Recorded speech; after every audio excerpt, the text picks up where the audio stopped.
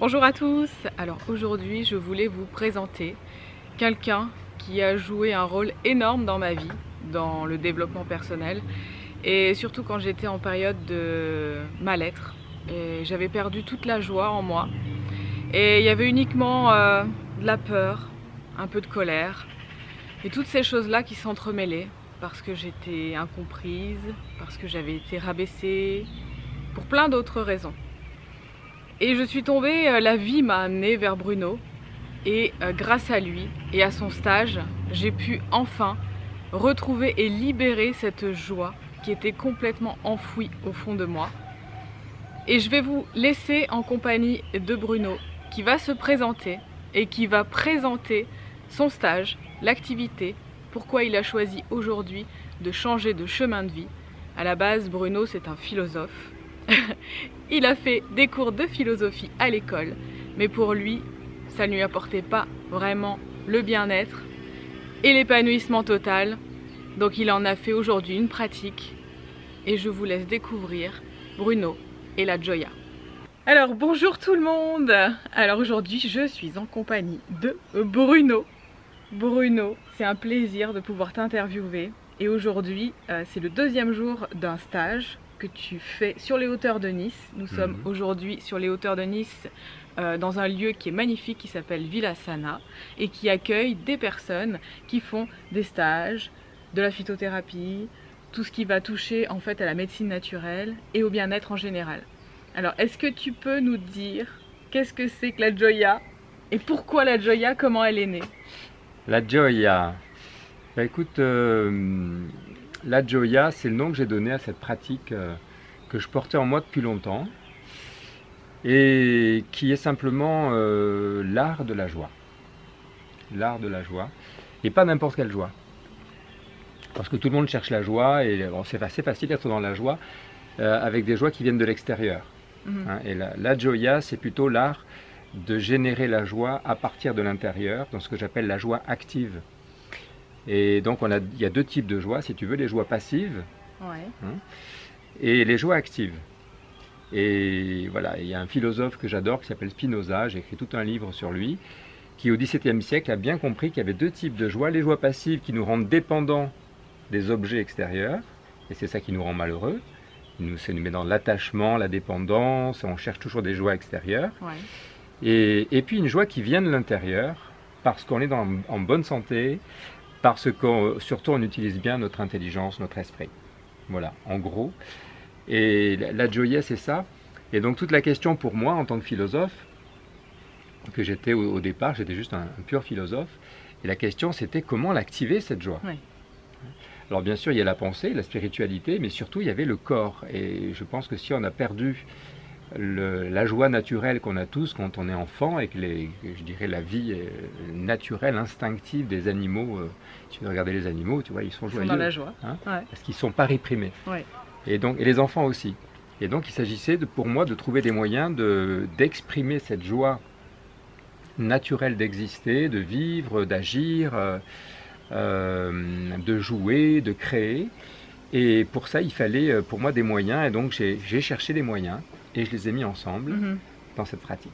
Alors toi, à la base, pour ton parcours, explique-nous un petit peu d'où tu viens et pourquoi tu as dévié là-dessus. Comment était ton enseignement au départ? Ah oui. Alors ce qui est intéressant, c'est qu'avant d'aller vers la philosophie, qui est très intellectuelle, au départ, comme tout le monde, moi ce qui m'intéressait, c'était la joie spontanée. Donc moi ce qui m'intéressait, c'était le sport, la musique. Je voulais faire que de la musique et du sport. Et en même temps, je voyais bien que ça ne me satisfaisait pas parce que justement, j'étais toujours dépendant de circonstances extérieures. Hein? Donc quand je faisais de la musique, du sport, ça allait, mais dès qu'il fallait travailler, s'adapter à la société, je déprimais. Et puis surtout, j'avais des problèmes relationnels. J'avais du mal à être en relation avec les autres. J'explique ça notamment dans mon dernier livre, que enfant, j'étais assez déprimé en fait. L'école, la société, le rapport avec les personnes, c'était difficile pour moi. J'étais très timide, très renfermé. Et j'avais pas justement cette joie active qui était là, j'arrivais pas à l'activer. Donc j'étais dans la mélancolie, la tristesse. Et puis ce que je faisais, je passais mon temps devant la télé ou à être dépendant de tout ça. Et puis donc, je me suis dit, bah, il faut vraiment que je comprenne. Et là, j'ai commencé à travailler et à devenir philosophe, hein, à étudier beaucoup. Et donc, c'est comme ça que j'ai fait des études. J'ai étudié les sciences, la philosophie. Et de cette fête-là, je me suis un peu coupé justement du corps. Oui. Et j'ai commencé à être à la fois assez heureux, mais en même temps, j'étais dissocié, quoi. Trop dans le mental, en fait. Exactement. Ouais. Hein. Alors en même temps, je développais mon esprit, et puis je suis devenu prof de philo. Et puis alors c'était le paradoxe, parce que j'enseignais intellectuellement comment être heureux. Hein. Toute la théorie. et moi j'étais de plus en plus heureux, parce que j'avais une belle vie, j'avais des enfants, une famille, des amis, etc. Mais au fond de moi, j'étais pas complètement heureux. Il y avait quelque chose qui était dans la souffrance. Et puis un jour, je suis tombé vraiment en dépression. Et c'est là que je me suis dit, bon, il faut que j'arrête de me mentir, il faut vraiment que je cherche les raisons de mon mal-être. Et c'est là que j'ai vu qu'il fallait que je fasse une thérapie, qu'il fallait que je fasse tout un travail intérieur, d'écoute de ce qui me rendait vraiment triste, qui était vraiment difficile. Et là, j'ai découvert des pratiques. J'ai fait d'abord des thérapies, hein, j'ai commencé le travail thérapeutique, de guérison intérieure de toutes ces blessures qu'on a. J'ai vu aussi que j'avais une vie dans laquelle je ne respectais pas mes besoins. Et donc, j'ai cherché ces pratiques, j'ai commencé à faire des stages de développement personnel, de beaucoup de pratiques différentes. J'ai commencé la méditation aussi sérieusement, je faisais un peu, mais la méditation m'a beaucoup aidé. Mais surtout, ce qui m'a vraiment sauvé, c'est de retrouver mon ancien amour de la musique, et particulièrement de la danse. D'accord. J'ai commencé à danser. Au départ, c'était de la salsa, là, comme on fait, mais en même temps, je sentais que ces danses-là, c'était chouette, mais c'était pas fondamentalement ça qui me rendait heureux. J'avais besoin de quelque chose de beaucoup plus spirituel, et surtout de me relier à la nature. Ouais. Et de me relier plus profondément à la relation humaine, parce que je m'apercevais dans ma dépression que j'avais pas de vrais amis, parce que j'étais pas vraiment authentique, parce que je me mentais à moi-même. J'étais donc pris par ma névrose, quoi. Et donc c'est comme ça que ce qui a été décisif, c'est que tout en travaillant philosophiquement toute mon intelligence, mes concepts, j'étais prof de philo, hein, donc j'ai enseigné la philo en lycée, et puis j'animais des débats philo, j'étais très actif, mais intérieurement, quand je me retrouvais tout seul, c'était pas le grand bonheur, quoi. Et puis j'ai une pratique, surtout qui a été fondamentale pour moi, qui s'appelle la biodanza, que j'ai découvert dans les années 2000. Et là, quand j'ai découvert ça, c'était waouh! Là, vraiment, je faisais une expérience de joie profonde, surtout parce que c'est basé sur le réveil de l'affectivité, du sentiment d'amour. D'accord. Hein. Et donc là, la biodanza et la philosophie ont commencé à se complémentariser. Et puis, il y avait la méditation. Et donc, j'ai réuni ces trois pratiques. La danse pour réveiller l'énergie, la joie, retrouver l'instinct, la méditation pour harmoniser, et puis la philosophie, mais pas la philosophie mentale. Oui, c'est ça. Hein, la philosophie que j'appelle moi vivante ou vivencielle, hein, c'est le mot qu'on utilise, pour dire que c'est une philosophie où on parle de soi, on ne parle pas dans le mental, et les abstractions, on parle de soi, de ce qu'on est en train de vivre, et c'est ce que je propose dans le stage, où j'apprends aux gens à être beaucoup plus dans la présence, à ce que je ressens, à mes vrais besoins, et puis on commence à rentrer en dialogue avec soi, avec l'autre. Et là, il y a une autre pratique qui est importante pour moi, c'est la CNV, la communication non violente, que j'ai intégrée. Et donc c'est ce mélange qui fait que finalement on développe cette fameuse joie active.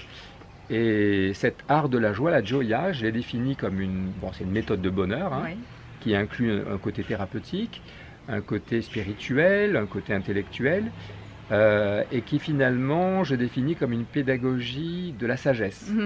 Hein. Donc en un mot, l'art de la joie, c'est la sagesse. Et mon grand combat, c'est, je peux dire que c'est un combat parce qu'il faut y mettre du travail, c'est dans cette société qui est pas très sage, d'amener un peu plus de sagesse dans la vie quotidienne. Et tu vois, c'est intéressant que tu viennes ici, parce que ce que je vois de ce que tu fais, c'est que tu amènes de la sagesse dans l'alimentation, dans le soin du corps, dans la médecine naturelle. Et donc voilà, c'est le corps et l'esprit qui essayent de se mettre ensemble. Et là où j'ai innové, c'est que j'amène la dimension artistique. Pour moi, c'est surtout ça qui est important. La créativité. La créativité, c'est redevenir des artistes de notre vie. Hein. Et surtout des artistes de la relation. Parce que pour moi, c'est ça qui est décisif. C'est pour ça que J'ai découvert, c'est ce que j'explique dans le dernier livre, j'ai beaucoup travaillé finalement, c'est quoi ce fameux bonheur, Ouais. Donc je suis devenu une sorte de ce que j'appelle un philosophe du bonheur. Je me suis consacré beaucoup à la réflexion, j'ai lu tous les livres que tu peux imaginer, de toutes les spiritualités, les philosophies. Et puis en même temps, je me suis dit, bon, c'est bien la théorie, les livres, mais à l'intérieur de moi. C'est ça. Et donc j'ai fait pendant plusieurs mois, plusieurs années, j'ai simplement observé qu'est-ce qui me rend heureux, comment c'est à l'intérieur de moi, et puis j'ai analysé. Comment je fonctionne en fait. Et j'ai vu que finalement c'est une joie profonde, le bonheur, qui se décline en 4 grands types de sentiments. Ouais. Et quand ces sentiments se cultivent, se déploient, alors c'est le grand bonheur. Et il n'est pas si difficile que ça à vivre quand on s'en donne les conditions. D'accord. Voilà. Donc si je te dis les 4 Ouais. sentiments, alors donc le premier sentiment qui est vraiment le central, et c'est celui qu'on travaille là dans le week-end, c'est tout simplement la joie d'être soi, l'auto-estime. Quoi que je vive, c'est je suis content d'être qui je suis, je m'aime tel que je suis. S'il n'y a pas ça, ça ne peut pas marcher. C'est la base. Hein, c'est la Parce base. que nous, dans notre société, on recherche l'amour, mais l'amour à l'extérieur de nous-mêmes. Exactement. Et c'est pour ça que il y a autant de soucis, parce que ça fonctionne pas, et pour autant de déceptions aussi Exactement. chez les gens et dans les couples. Tu regardes ça, c'est la joie d'être aimé. Hein, on cherche que les autres nous aiment. Oui. Et ça, c'est la catastrophe. Ouais. C'est clair. Parce qu'on essaye d'être comme les autres veulent qu'on soit. Oui. Et donc, on se coupe de Et soi. on joue un rôle. On joue un rôle et c'est l'ego. Et voilà. Hein, c'est le rôle de l'ego. Regarde le monde entier et c'est que ça. Hein. Alors, le pire, c'est que tout le monde veut devenir comme les gens qui sont les champions de l'ego, hein, les stars, les soi-disant personnes qui réussissent. Hein, ceux qui ont beaucoup d'argent, de pouvoir, d'une sorte de faux bonheur en fait. Ouais, hein. oui, c'est ça, oui. Bonheur matériel. Voilà, ou bonheur dépendant de l'extérieur. Hein, et ce qui fait qu'on est dans un stress permanent. Et donc il peut y avoir un certain bonheur, ces gens-là sont heureux, mais dès qu'ils perdent ça, alors c'est la catastrophe. Oui. Hein, comme ça a été mon cas quand j'étais en dépression. Et donc ça c'est la première joie, et de cette joie d'être soi, les 4 joies fondamentales qui vont sortir de là, en fait il y en a 5, hein, c'est la joie d'être en relation avec l'autre, ça c'est l'amour, Ouais. mais le vrai amour. Oui. Et la base de cet amour c'est l'amitié. C'est vraiment avoir une relation d'amitié, de profond respect de soi et de l'autre, dans lequel tu peux tout inclure. Bien sûr. Autant la tendresse profonde de l'affectivité, toute la sexualité, l'érotisme, hein, mais plus basée sur le manque, et la possessivité, mais basée sur le respect. Et puis ça peut aller jusqu'à l'amour extraordinaire qu'on appelle l'amour universel, hein, la dévotion, la compassion. Donc ça, c'est toutes les formes d'amour, de relation, c'est vraiment là qu'on peut être très heureux. Mais ensuite, il y a l'amour lié à l'action, et donc le fait de faire ce qu'on aime et de s'accomplir dans sa vie. Ça, c'est l'affect que j'appelle l'enthousiasme. Hein. Donc l'amour d'un côté dans la relation, l'enthousiasme qui fait que on est hyper motivé, on fait ce qu'on aime, notamment dans le travail. Ouais. Et puis après, il y a, je dirais, ça c'est dans la vie horizontale, hein, la vie, je dirais, relationnelle et le travail, la vie sociale. Mais après, il y a vraiment ce que j'appelle l'axe vertical, qui est d'abord être bien dans son corps, se sentir dans un plaisir de vivre, et donc c'est la santé qui nous donne ça. Et le sentiment que j'ai exploré, qu'est-ce qu'on ressent dans notre corps quand on se sent vraiment comblé, qu'on satisfait nos vrais besoins? On ressent une confiance, une détente et une sérénité. Et ça, c'est peut-être ce qui manque le plus. Ce qui fait qu'on est stressé, et donc comme on est stressé, on monte dans le mental, et on ne raisonne pas bien. Alors que quand on est détendu, quand on respecte vraiment ses besoins, alors là, la spiritualité commence, et cette joie extraordinaire de l'esprit se développe, et là on pourrait appeler le véritable bonheur commence, avec bien sûr l'amour, l'enthousiasme, la sérénité, mais surtout c'est ça que j'ai exploré, et c'est ça qui est pour moi extraordinaire, c'est ces états de bonheur extraordinaires qu'on appelle en philosophie la félicité. Les états d'émerveillement, tu vois, la beauté, l'esthétique. Et puis, voilà, les mots sont un peu compliqués, tu vois ici, mais c'est le terme le plus puissant pour parler de ce bonheur, c'est la béatitude, hein, qui est en fait une sorte de bonheur sans limite, une joie sans limite. et qu'on développe par notamment ce qu'on appelle des expansions de conscience, hein, c'est assez peu compris et connu, mais en fait, dès qu'on vit quelque chose, par exemple les sportifs, Oui. quand ils vivent un moment extraordinaire parce qu'ils utilisent leur corps d'une manière optimale, tout d'un coup ils rentrent dans des espèces d'état d'euphorie. Oui, oui. Alors le problème c'est qu'ils deviennent dépendants de ça. Oui. Hein. Et donc ils continuent toujours plus et toujours plus. Donc c'est pas cette euphorie dont je parle, mais c'est plutôt un état de joie profonde d'exister dans ce monde, et qui suppose qu'on sorte de l'ego, qu'on sorte du mental. Oui. Et ça c'est évidemment ce que la spiritualité propose, hein, c'est le fameux état d'éveil, hein, du Bouddha, hein, qui n'est pas si compliqué que ça. La montée de la Kundalini. Alors la montée de la Kundalini, ça c'est encore autre chose. Alors c'est lié, hein, Oui. mais en fait c'est autre chose parce que la Kundalini c'est juste une énergie. C'est une énergie extraordinaire qui se réveille, mais c'est pas ça qui va donner forcément le bonheur. Il y a des gens qui vivent ça et au contraire c'est difficile. Oui.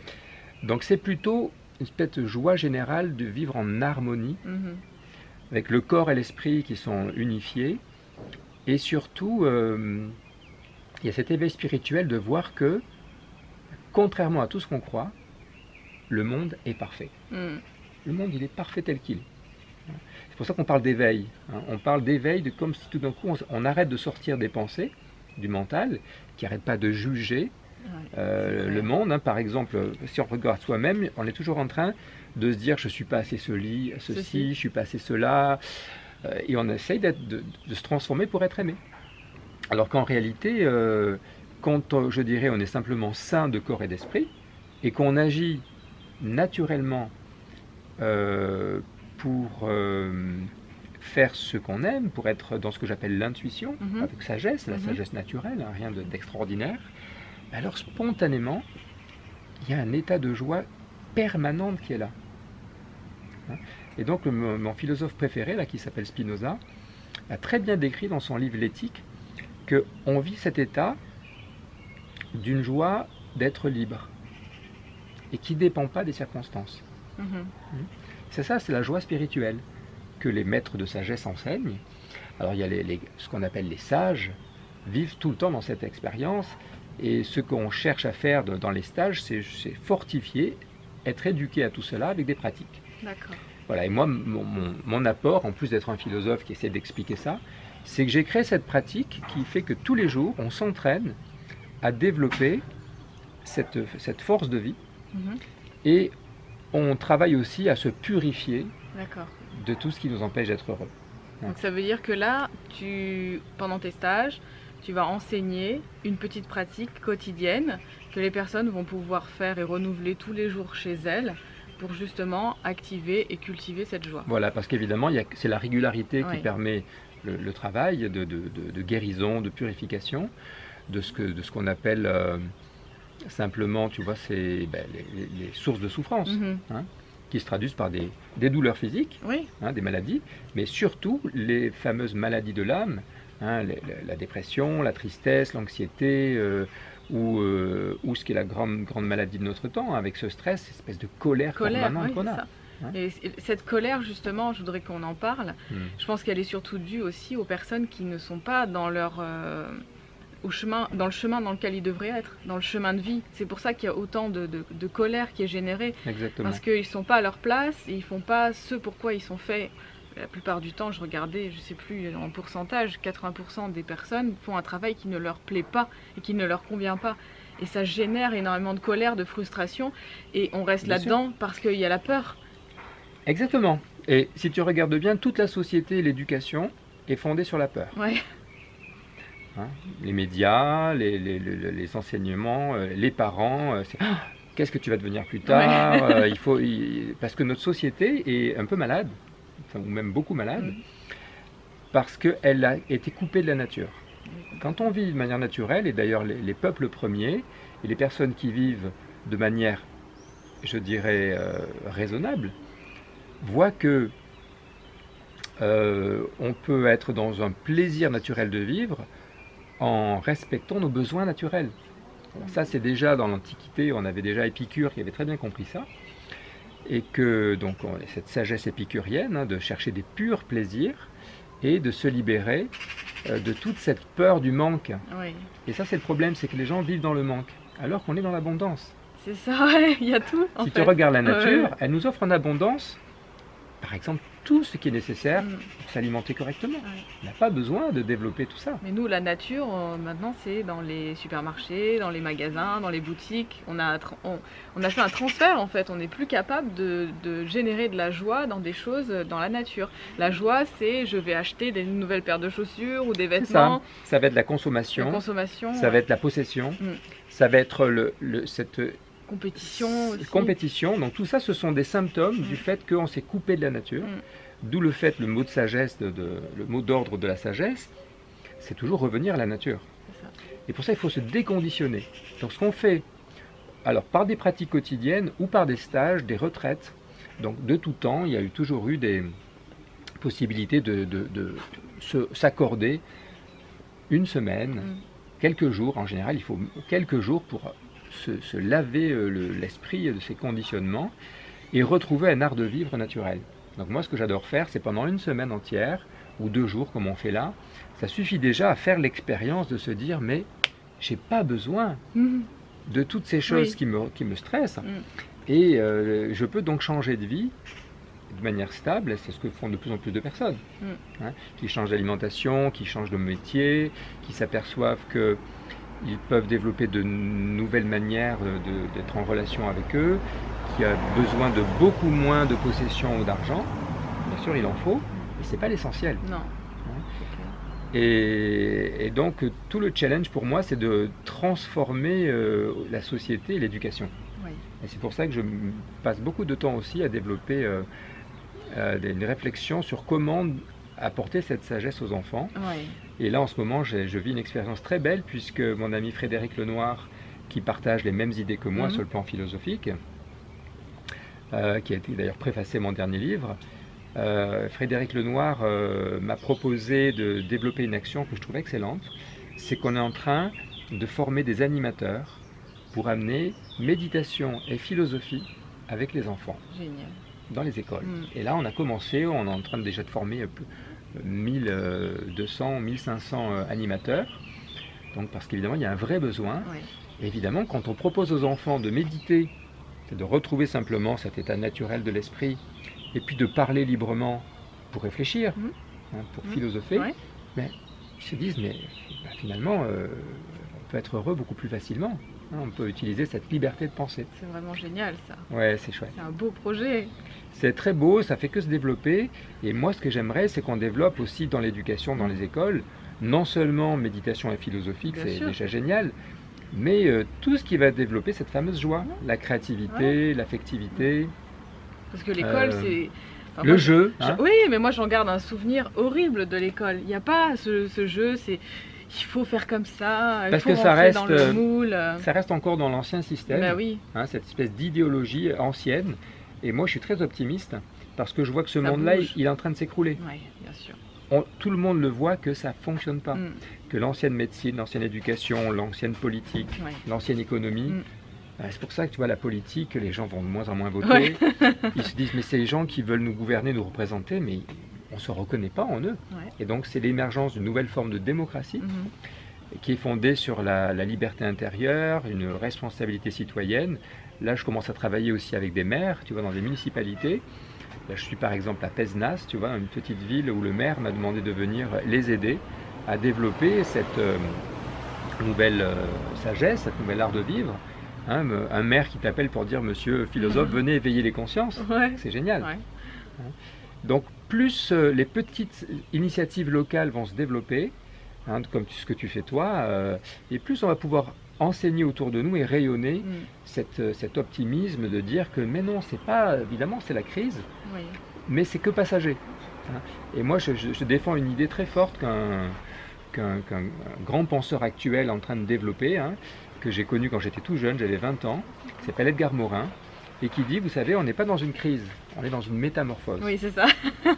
Et donc évidemment la chenille, au moment où elle est en train de se transformer, elle se dit, oulala, c'est terrible, mais en fait elle va devenir un papillon.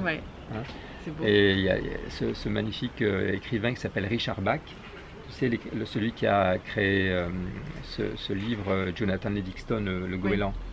Il y a cette phrase qui dit ce que la chenille appelle la fin du monde, le sage l'appelle un papillon. Hein. Donc on est en train de développer une nouvelle spiritualité. Et papillon, tout ça en grec, c'est psyché, c'est l'âme. Hein. Donc il s'agit de réveiller notre âme. Hein, ce mot qu'on n'utilise presque pas, parce qu'on croit que c'est religieux, mais l'âme, c'est juste cette force de vie. Hein. Et tu vois, ce que je cherche à développer, c'est cette métamorphose intérieure, c'est accompagner des personnes en coaching. De plus en plus, plutôt que d'accompagner beaucoup de monde, j'accompagne peu de monde, mais sur des processus d'épanouissement complet. Hein, c'est-à-dire que leur chenille intérieure, hein, leur ego, qui est très stressé, plein de peur, puisse se détendre et que ces magnifiques talents qu'on a puissent s'épanouir. Et là, tu as des personnes qui se révèlent. Oui, bien sûr. Et mon projet, c'est de développer un mouvement. J'ai commencé à en parler un peu, qui est le mouvement des papillons. Ou en tout cas, tu vois, cette idée que on peut tous changer le monde à condition de se changer soi-même. Ah, c'est la base. Avant de vouloir changer tout le monde, il faut d'abord passer par soi-même. Voilà. Et moi, je dirais même, on n'a même pas à changer le monde, parce que le monde va bien. Mais c'est-à-dire que quand on se change soi-même et qu'on s'épanouit, le monde il change autour de nous. Mais c'est exactement ça. Parce que le regard sur le monde change. Regard sur le monde tu le sais bien, parce que toi, tu as vécu ça. Ah oui, je l'ai vécu, oui. Hein, et puis c'était beau de te voir dans ton... Parce que je t'ai rencontré juste où tu étais dans cette crise-là, où tu étais fermé sur toi-même et tout d'un coup... Dans les peurs, colère, j'avais tout. Hein. C'est ça. Ouais. En fait, là, ce que j'ai encore appris dans ton stage hier, tu vois, et j'ai encore... Je me dis, c'est dingue, on en apprend tous les jours et j'adore cette vie. C'est vraiment que...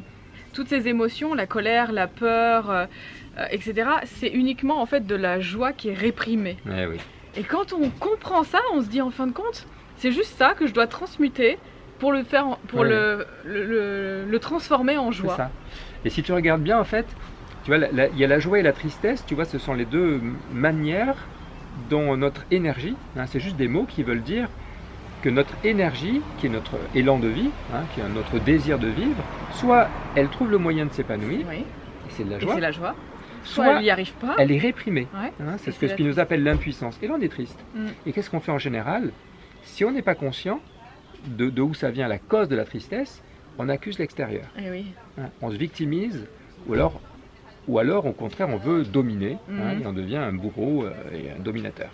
Puis si on se dit, mais non, pourquoi je suis dans la tristesse? C'est juste que je n'utilise pas intelligemment ma force intérieure. Et donc on se responsabilise, et à partir de là, c'est tout le travail que je fais avec la Joya, on se retourne sur soi, on revient dans le travail intérieur, hein, et puis on va guérir à l'intérieur tous ces conditionnements. Hein. En gros, il y a trois, si on s'amuse, hein, parce que les philosophes ils aiment bien mettre de la clarté. Voilà. En gros, on a trois types d'énergie. On a l'énergie physique, on a le cœur, l'affectivité, et on a l'esprit. Donc, qu'est-ce qui se passe dans notre corps? Le corps, il est plein de blocages, de toxines. Donc, il faut se purifier corporellement. Hein. Donc, du jeûne, de la bonne alimentation, de la détente, des jus, du repos, hein, du massage, du toucher, hein, parce qu'on a fondamentalement besoin de tendresse, hein, le corps, la physique, de bonnes conditions de vie. Et dans les stages, c'est vraiment ce qu'on apprend aussi. Hein. On apprend à revenir, à prendre des gens dans ses bras, etc. Oui, ça c'est l'instinct de base. Mais c'est fou parce qu'on s'aperçoit en fait que souvent, même notre propre famille, nos amis, etc., on les prend même pas dans nos bras. Et là, dans le stage, on a des inconnus et on les serre dans nos bras et c'est ça qui est fantastique. Oui, mais attention, il s'agit de le faire aussi parce que c'est pas que c'est dans les bras, c'est une qualité de contact. Bien sûr, tu vois, si tu es là et que tu es là, l'autre que tu le malaxes et tu prends dans les bras et que tu... Non, c'est vraiment le faire avec... Et c'est pour ça qu'il y a toute cette qualité de présence, hein, que moi j'ai appris avec la biodanza surtout, et que je dirais, dès qu'on aime vraiment quelqu'un, on prend soin de lui. Donc c'est cette qualité de contact, hein, de présence. La vraie présence. Et là, évidemment, il y a un plaisir immense qui est là. Le corps se détend et enfin, c'est comme quand on mange bien. C'est comme quand on dort bien. Donc le corps, c'est la base. Donc c'est la sagesse, revenir à la sagesse du corps. Ce qui est dingue, c'est que ça génère beaucoup plus d'émotions de donner, d'apporter à l'autre personne presque que de recevoir. Évidemment, puisque c'est ça qui est le plus réprimé. Oui. Et parce qu'on se rend compte que quand je donne à l'autre, se révèle en moi justement, c'est la deuxième dimension, ce cœur qui s'ouvre, hein, qui est rétréci chez la plupart d'entre nous parce qu'on est égoïste. Tout d'un coup, cette énergie s'ouvre et là, on découvre un amour incroyable qu'on a pour tous les êtres. Mais bien sûr. Et donc l'ego s'arrête et on se dit, mais finalement, je suis plein d'amour et c'est bouleversant. En général, on pleure. Oui. Hein, il y a des larmes qui se... Parce que enfin, j'aime tout. Et donc le regard s'ouvre. Hein. Et là, la tristesse s'en va. La peur d'entrer en relation se dissout. Et les colères, on n'a plus de colère. Puisque l'énergie qui était contre, elle devient pour. Oui, oui. On devient créateur. Et là, ce qui se passe aussi, c'est qu'il y a l'esprit qui s'ouvre. Et toutes les croyances qu'on a, les opinions, tu vois, tout ce qui fait qu'on adhère à des tas de théories fausses, hein, les idéologies religieuses, politiques et tout ce que tu peux imaginer, ben, tout ça, ça se dissout et puis on ouvre le regard de l'âme. Hein, c'est le fameux éveil spirituel. Et là, on se dit, mais waouh, mais le monde est merveilleux. Et c'est pour ça que ça se fait par degrés. Hein, c'est important d'aller progressivement. Et alors moi, ce que j'amène aussi, c'est que c'est important de continuer à comprendre, à raisonner. Donc je fais beaucoup de travail pour, par la parole, faire en sorte qu'on mette de l'intelligence dans tout ça. Et qu'on puisse l'expliquer à ceux qui ne comprennent pas. Oui. Hein, parce qu'évidemment, beaucoup de gens, je le vois, ont peur de personnes comme moi, qui disent mais lui c'est un délirant, il dit qu'on peut être heureux facilement, mais on voit bien que c'est pas possible. Non, je ne suis pas délirant du tout, scientifiquement on peut l'expliquer, philosophiquement on a des philosophes qui expliquent ça très bien, et ensuite évidemment il faut le pratiquer, tant qu'on ne le vit pas dans son être. Oui, c'est ça. Et moi-même j'étais sceptique au départ, hein, je ne croyais pas, j'étais plutôt un hyper critique. Et puis, c'est après ma dépression, là je ne pouvais plus faire autrement que de dire, voilà, le mental ça ne marche pas, ces philosophies sceptiques, matérialistes, ça ne marche pas, donc il faut revenir à la santé. Et maintenant, ce qui est magnifique, hein, je suis en train d'écrire un nouveau livre où j'essaye de montrer qu'en fait... Déjà, oui, vas-y. Oui, donc ça c'est le... En fait, pour ceux qui veulent découvrir, il y a ce livre-là qui s'appelle L'expérience du bonheur où j'explique à peu près tout ça. Et puis j'ai d'autres livres, là, notamment celui-là que j'avais écrit en 2000. Mais à cette époque-là, j'étais encore dans le mental. Ah oui. Hein? En fait, moi, il y a un livre que j'ai lu de toi, Ouais. et en fait, je ne t'ai pas reconnu dans le livre. J'ai lu le livre et je me suis dit, mais tiens, c'est bizarre, c'est pas le Bruno que je connais. Et oui, parce que quand j'écrivais les livres, et encore aujourd'hui c'est difficile, tu vois, il y a le mental qui revient, ouais. hein, le philosophe qui veut expliquer, qui a peur. Et donc, même moi, tu vois, je suis encore en train de continuer à faire des pratiques. Et cette pratique de la Joya qui est toute simple, hein, danser, méditer, créer, tout ça, ça te met dans un état de conscience qui fait que le mental s'éveille. Et puis tout d'un coup, vraiment se remettre à penser de manière saine. Et s'enlever ses peurs. Et moi je m'aperçois que j'ai encore des peurs, que je dois écouter. Il y a encore de la tristesse. C'est un chemin, il y a toujours à faire, il y a toujours à améliorer. Alors il y a toujours à améliorer, oui. Mais moi ce que je suis en train de découvrir, c'est qu'il y a un moment, on arrive au bout du chemin. Ah oui? Il y a un moment où, et je le vis de plus en plus dans ma vie, je suis de plus en plus naturellement heureux. J'ai de moins en moins besoin de travailler, de faire, simplement, et c'est pour ça que je suis en train de... Et c'est être, hein, c'est retrouver l'être, l'être naturel. Et on s'aperçoit que, il y a plein de personnes qui vivent comme ça. Qui sont heureux, ils font leur petite vie, ils sont à la campagne, ils cultivent leur jardin, ils ont de bonnes relations. Et pour eux, c'est pas du tout la crise. Hein? Alors évidemment, il s'agit de retrouver cet art naturel de vivre que les peuples premiers, hein, je suis en train de découvrir avec beaucoup d'émerveillement qu'il y a encore des peuples entiers qui vivent en accord avec la nature et qui vivent comme ça depuis toujours. Hein? Et donc un de mes objectifs, un de mes projets plutôt, en plus d'essayer de développer, comme je te disais, dans l'éducation, et un peu partout cette sagesse, ça va être d'organiser des voyages pour aller dans ces peuples premiers. Waouh. Là, Je viens, moi. Par exemple, là moi j'aime bien organiser ce que j'appelle des cercles de bonheur. Et j'ai découvert qu'il y a un peuple qui s'appelle les Maasai. Oui. Xavier Perron, que j'ai appelé il n'y a pas très longtemps au téléphone, il est spécialiste de ces peuples qui organisent des cercles de bonheur. Incroyable. Et j'ai découvert qu'ils font exactement ce que moi j'ai redécouvert ici. C'est-à-dire qu'ils font des cercles, ils cultivent la joie, ils sont créatifs, ils se mettent ensemble à discuter pour résoudre leurs problèmes de vie. Et t'imagines que nous, harmonie. on doit passer par des lectures, des compréhensions, des années de recherche, alors que eux, finalement, c'est inné, c'est naturel. C'est naturel. Ils n'ont pas de livres, ils ont rien. Ah non, ils n'ont pas rien appris dans les livres, ils n'ont rien. Et ça, moi, je vois surtout qu'il faut revenir à une sagesse naturelle. C'est vraiment pour ça qu'il faut revenir au corps. Alors, pas le corps objet, le corps qu'on ressent. C'est pour ça que les sensations, ce que je propose beaucoup quand on fait ces pratiques, c'est que on agit, et la danse pour moi c'est génial parce que la musique, ça nous ramène immédiatement à réveiller nos instincts. Et puis, tac, on rentre dans cette expérience de dire waouh, je sens mon corps qui se réveille, et à partir des sensations, là il y a quelque chose d'autre qui se réveille, c'est mon vrai besoin, mon vrai désir. Et je suis plus dans le désir conditionné par la mémoire et par les habitudes mentales. Et petit à petit, c'est un entraînement, et on se sent de plus en plus heureux, de plus en plus joyeux, naturellement, et bien sûr notre vie se transforme.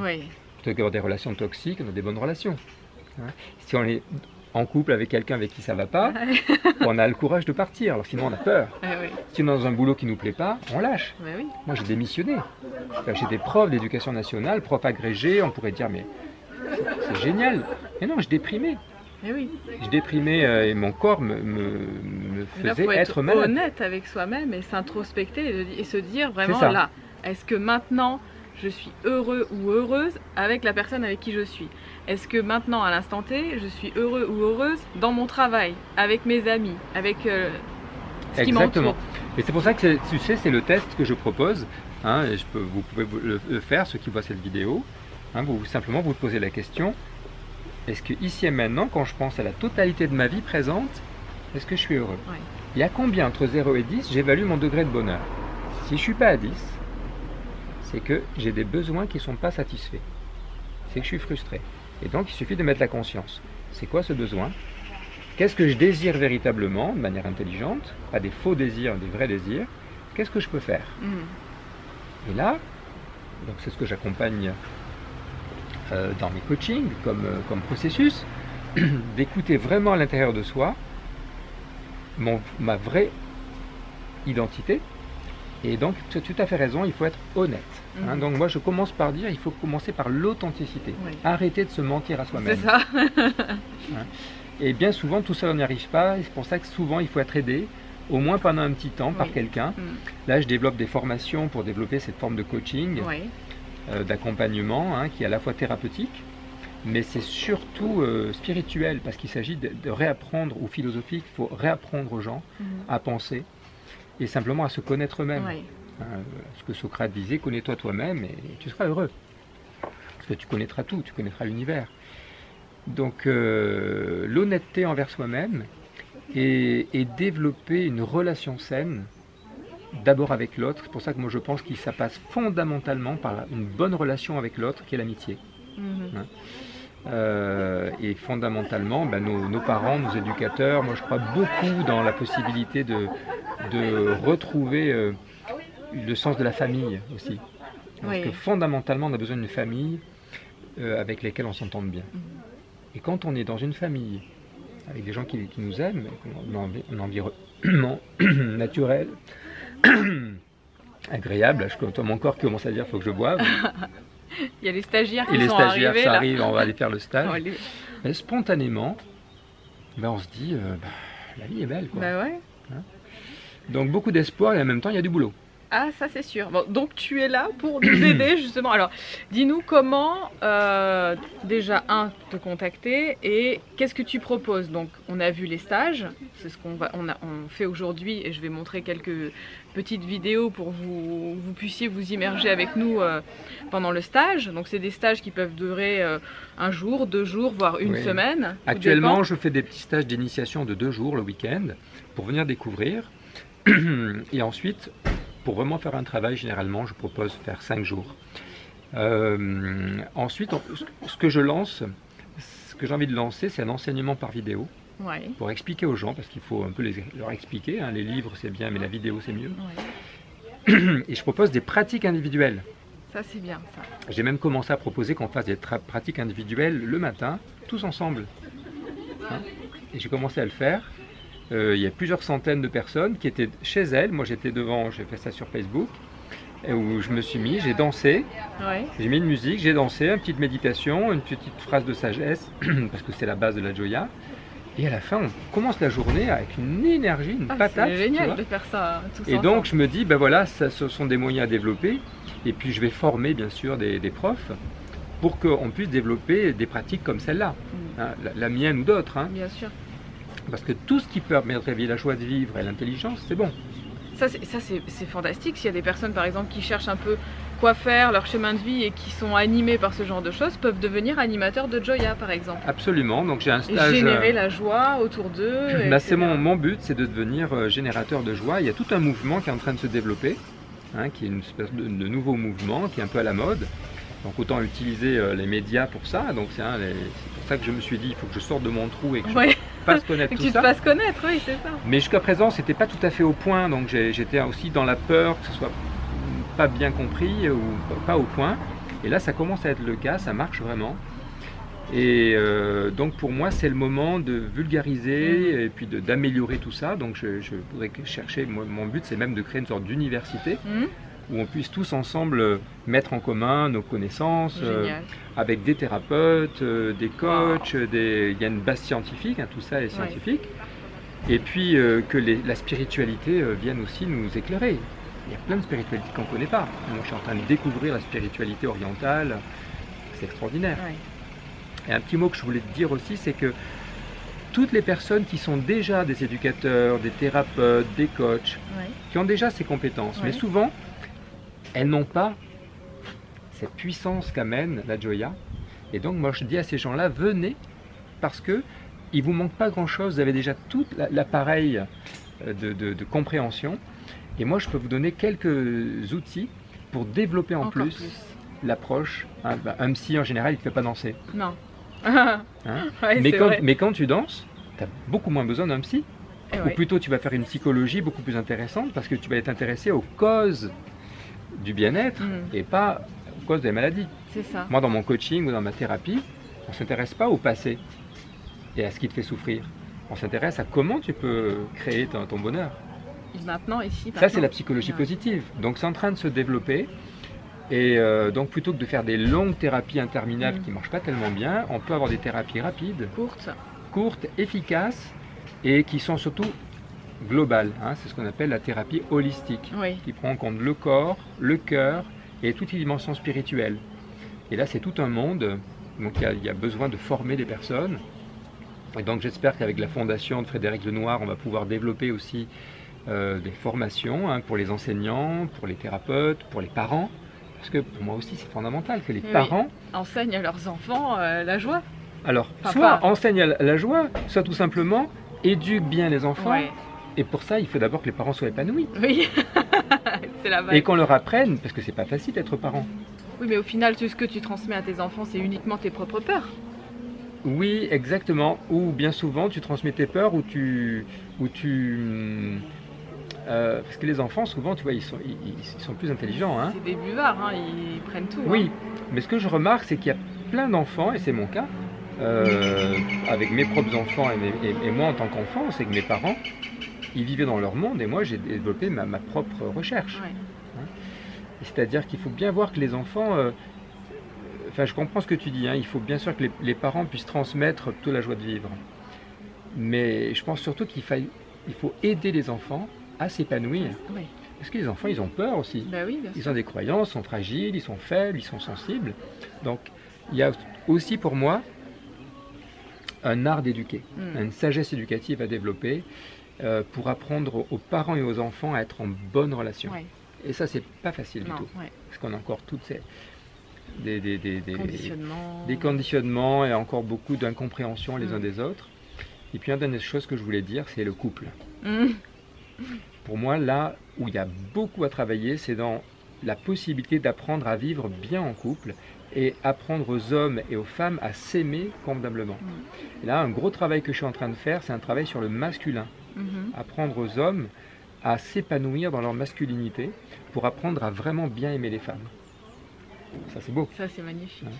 Donc, j'étais récemment à un festival du masculin où j'ai donné une joya où il y avait 50 hommes. Waouh! Et les hommes étaient dans un état de joie et de fraternité parce qu'ils n'ont pas l'habitude de vivre ça. Ouais.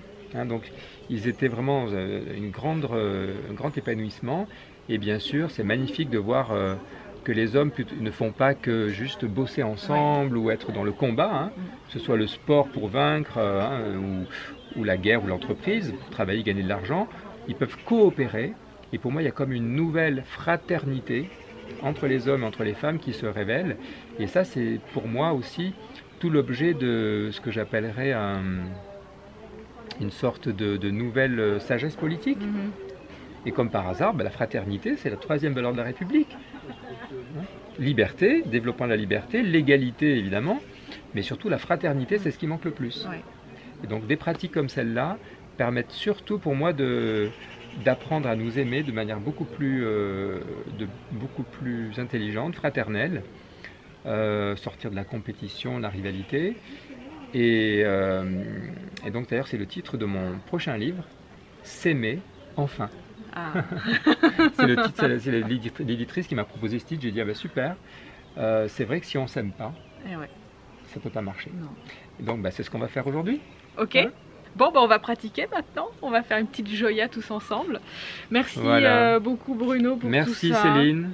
Avec un grand plaisir et un grand plaisir aussi de vous avoir fait partager toutes ces belles expériences et de vous avoir fait connaître Bruno. Donc je vous mettrai en barre d'infos en dessous tout ce qui te concerne. Bon, il y a mon site internet sur lequel on peut trouver mes coordonnées. Et puis voilà, n'hésitez pas à me contacter si vous voulez collaborer, si vous avez aussi des idées à proposer, parce que la joya c'est une pratique très libre pour faire que chacun puisse contribuer à cette nouvelle culture. Et donc on peut être optimiste. Bah oui. De toute façon, on est obligé maintenant, on n'a pas le choix, il faut pas on n'a pas le choix. Il faut se transformer en papillon les enfants. Oui, et puis parce que quand même, quand on est une chenille et qu'on vit dans un monde difficile, c'est douloureux. On vit des choses qui peuvent être très difficiles. L'accouchement est dur. Donc on est tous passés par là, et donc les contractions, c'est pas facile, mais au moment de la libération, après on se dit waouh, la vie est belle. Ouais, on ouvre enfin les yeux, ça y est, waouh. Merci Bruno. Merci Céline. Merci à tous, à très bientôt. Ciao.